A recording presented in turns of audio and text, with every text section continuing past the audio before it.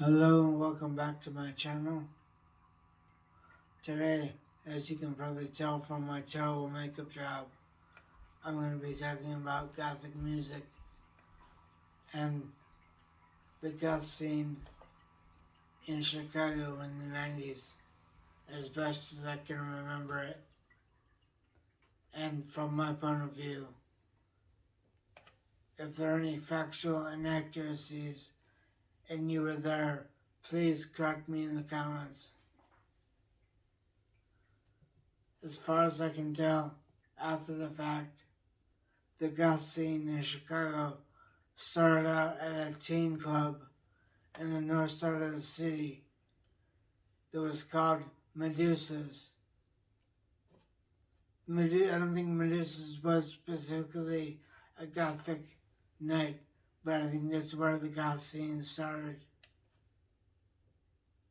I wasn't there in the late 80s, so I don't know for sure. I didn't enter the goth scene until the mid 90s when my friend Karen first told me about goth.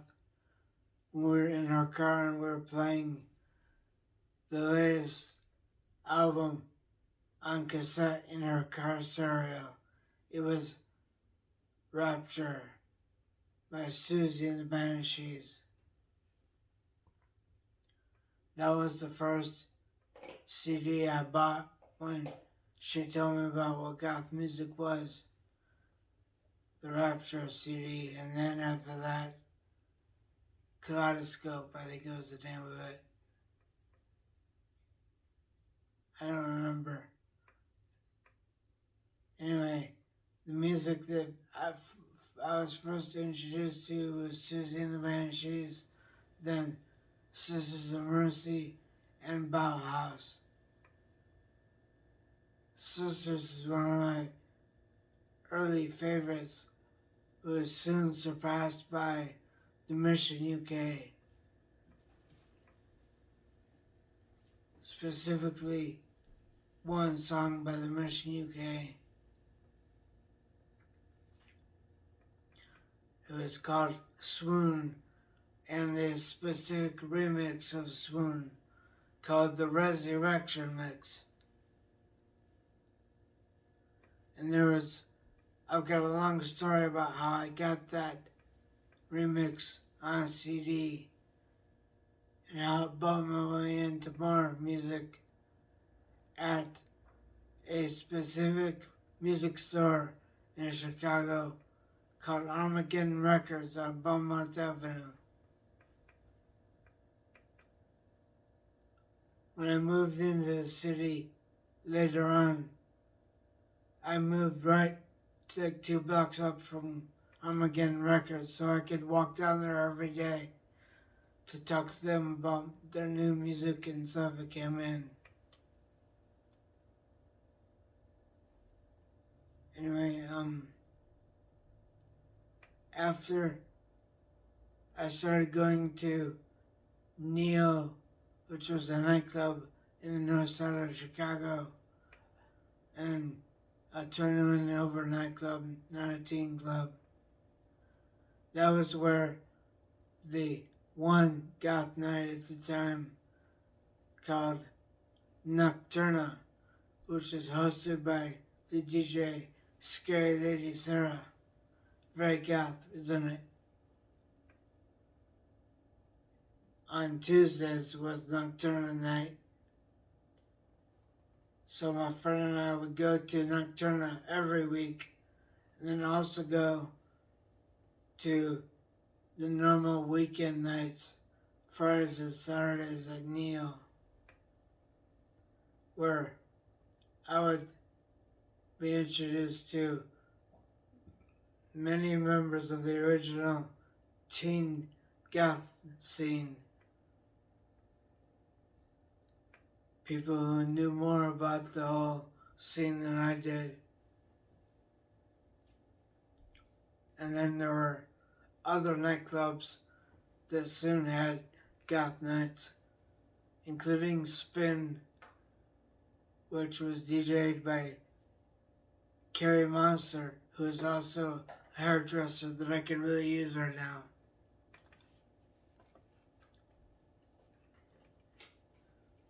And then at Crowbar, which before it had its goth night, was called Post Mortem.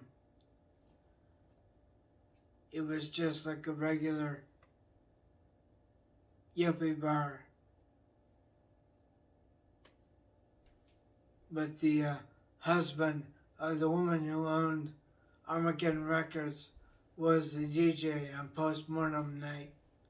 He was a great DJ. And again, he introduced me to music that I would have never heard if I wasn't somehow miraculously in the in crowd in the scene. I don't know how that happened. I have this seemingly innate ability to make friends. I don't know why. I talked to someone one night, the next thing I know, everyone knows me. I don't understand it. But it was great for me. Part of it was that I was a great dancer. That's the thing that I missed the most, not being able to walk and be as graceful as I used to be. I don't know if I'm ever going to be able to dance the way I used to again.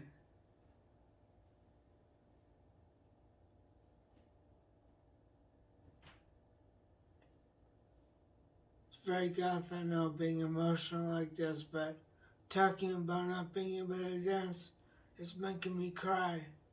It's going to mess up my mascara. Anyway, I'm way off topic, but the Swoon song by The Mission, the Resurrection mix, when I first heard it on a VHS tape of a gothic music convention that happened in Chicago before I got into it, I asked Armageddon Records if they could get that song for me.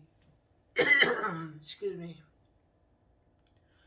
And they said they've tried many times to get it. Anna, can you bring me my thickened drink? Yeah. Here you go.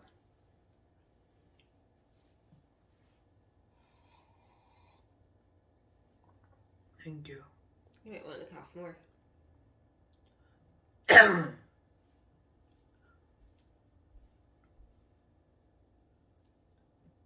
So,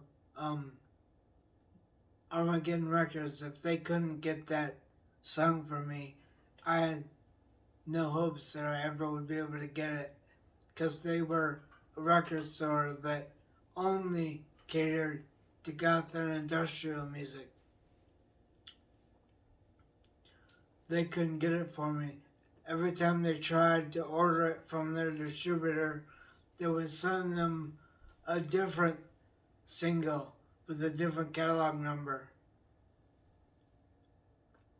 And then one time, Karen and I went to a record convention in the suburbs, and miraculously, I'm flipping through The Mission in their box, and I come across 3 different copies of Swoon on CD single. And I found the one that had Resurrection mix on it, and I screamed really high pitched that I can't do anymore. And ran over to Karen and showed it to her, and she was happy too because she'd been wanting it forever as well, since she first heard it at that convention. So, as soon as I got home, I ran down to Armageddon Records and showed it to her. And we noticed that the catalog numbers were off by 1 digit from the ones that had been given her and what was in the catalog. I'm pointing at the camera and I don't know why. She was very happy and talked to her distributor and they're finally able to source it for her. And many of the customers of Armageddon Records were extremely happy. And since I had helped her solve that problem, she would let me know when she got new music in every time I walked down. And she would give me first chance at jewelry that she was able to get through her distributor. And then she told me about a jewelry convention coming to the suburbs. And she said, you can only get into the convention if you are a retailer. So she let me use her tax ID to prove that I was working with a retailer so I could get into that jewelry convention. More gothic rings and necklaces than you could imagine, all in one place. I bought so many rings, one for every finger. I still have some of those too, up in my attic. But I don't know exactly where they all are anymore. I may have lost some of them.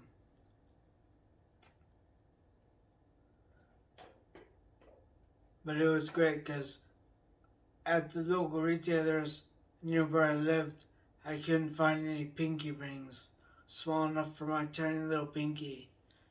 I have tiny little girly hands. That's kind of sexist, I'm sorry. But more than one person told me I had the hands of a woman. Back then, anyway.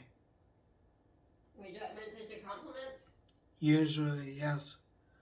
Some of the women I knew told me that I had such soft hands they couldn't believe it.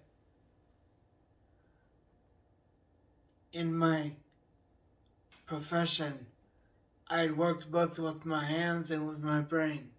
And now, of course, I can't work with my hands or my brain anymore. But according to Social Security, I'm not disabled. Kalen, it's because you work for Ohio, and this is not the point of this video. Yeah, I know, sorry. I often do stream of consciousness kind of things. Sorry. And that's probably the reason why my channel is so small. Because I can't keep to one topic. Sorry again. I keep apologizing. It's a sign of weakness. Which Gibbs rule is that? I don't know. Yeah. You want to talk about music, Kalen. Talk Sorry, about yeah. music.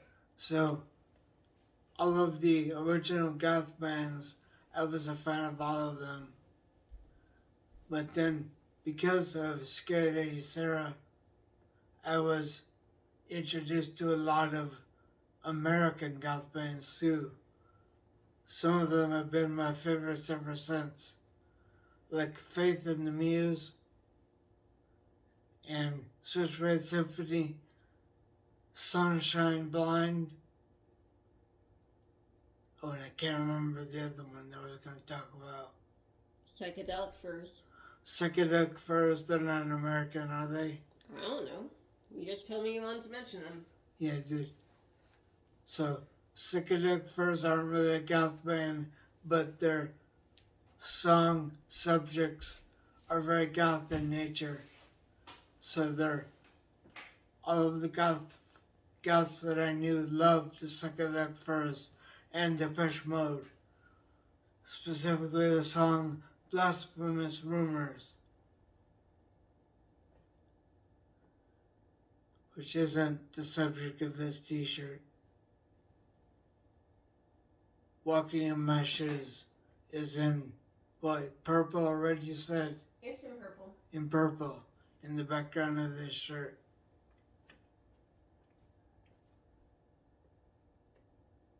But I love dancing to Blasphemous Rumors. One of my favorites overall when it comes to what I like to dance to. Oh, and then, come on, brain, work.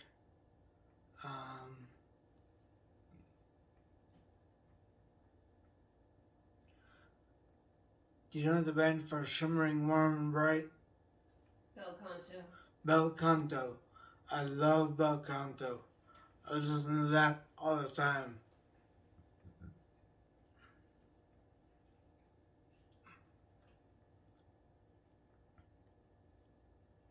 Well, my voice is going away, so I'm going to have to stop.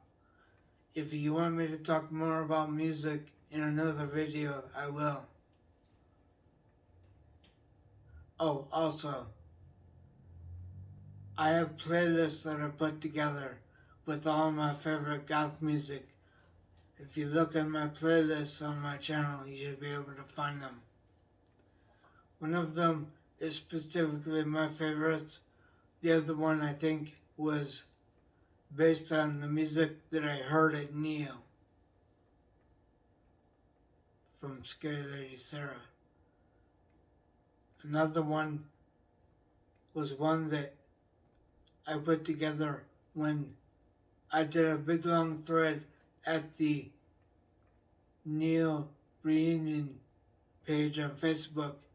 I asked people to put their favorite goth songs, and I had a really long list of YouTube videos of songs, and I added them to a playlist that's in my playlist too.